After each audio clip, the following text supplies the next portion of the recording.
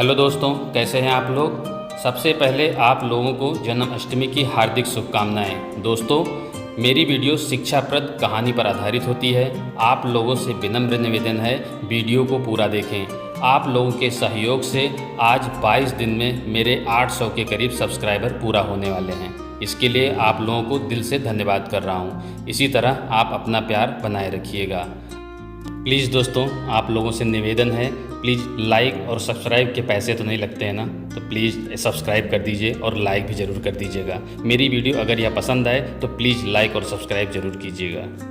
आज मेरी यह कहानी 4 ब्राह्मण और शेर पर आधारित है, तो चलिए सुनते हैं। एक नगर में एक ब्राह्मण रहता था।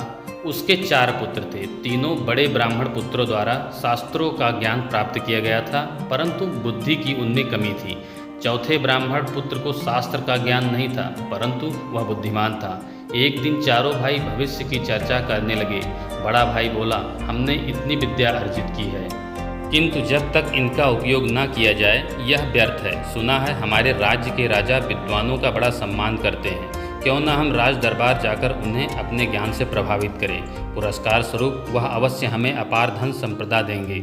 सभी भाइयों को यह बात उचित प्रतीत हुई और अगले ही दिन वे राजा से मिलने चढ़ पड़े। उन्होंने आधा ही रास्ता पार किया था कि बड़ा भाई कुछ सोचते हुए बोला, हम में से 3 के पास विद्या है। हम राजा के पास जाकर उनसे धन अर्जित करने के पात्र हैं, किंतु सबसे छोटा बुद्धिमान तो है, पर उसके पास विद्या नहीं है। मात्र बुद्धि के बल पर राजा से धन अर्जन करना संभव नहीं है। हम इसे अपने हिस्से में से कुछ नहीं देंगे। इसका घर लौट जाना ही उचित होगा। दूसरे भाई ने भी बड़े भाई का समर्थन किया, किंतु तीसरा भाई बोला, यह हमारा भाई है, हम इसके साथ पले बढ़े हैं, इसलिए इसके साथ ऐसा व्यवहार करना अनुचित होगा। इसे साथ चलने देना चाहिए। मैं अपना कुछ धन इसे दे दूंगा। अंत में सभी सहमत हो गए और आगे की यात्रा प्रारंभ की। मार्ग में एक घना जंगल पड़ा। जंगल से गुजरते हुए उसे शेर की हड्डियों का ढेर दिखाई पड़ा। उसे देखकर बड़ा भाई बोला, भाइयों, आज अपनी विद्या का परीक्षण करने का समय आ गया है। देखो इस मृत शेर को। हमें अपनी अपनी विद्या का प्रयोग करके इसे जीवित करना चाहिए। सबसे बड़े भाई ने शेर की हड्डियों को इकट्ठा कर उसका ढांचा बना दिया।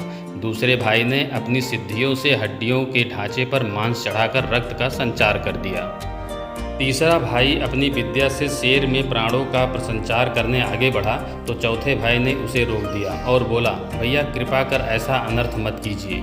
यदि यह शेर जीवित हुआ तो हम सबके प्राण हर लेगा। यह सुनकर तीसरा भाई क्रोधित हो गया। वह बोला, मूर्ख, तुम्हारे साथ चलने का समर्थन कर कदाचित मैंने त्रुटि कर दी है। तुम चाहते हो कि मैं अपनी विद्या नष्ट कर दूं? ऐसा कतई नहीं होगा। मैं इस शेर को अवश्य जीवित करूंगा। चौथा भाई बोला, क्षमा करें भैया, मेरा अर्थ यह कतई नहीं था। आपको जो उचित लगे करें, बस मुझे किसी वृक्ष पर चढ़ जाने दें। यह कहकर वह एक वृक्ष के ऊपर चढ़ गया। तीसरे भाई ने अपनी विद्या से शेर को जीवित कर दिया, परंतु जैसे ही शेर जीवित हुआ उसने तीनों भाइयों पर आक्रमण कर उन्हें मार डाला। चौथा भाई, जिसने बुद्धि का प्रयोग किया था, वह वृक्ष पर बैठा यह सब देख रहा था। वह वृक्ष से तब तक नहीं उतरा जब तक शेर चला नहीं गया। सिंह के जाने के बाद वह वृक्ष से उतरा और गांव लौट गया।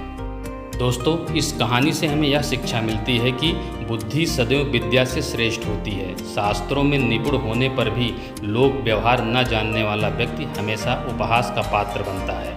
यह समस्या को आमंत्रित करता है। दोस्तों, यह कहानी आपको कैसी लगी? अगर यह कहानी आपको पसंद आई हो तो प्लीज़ ज़्यादा से ज़्यादा लाइक, सब्सक्राइब और शेयर ज़रूर कीजिएगा। आपका बहुत बहुत धन्यवाद।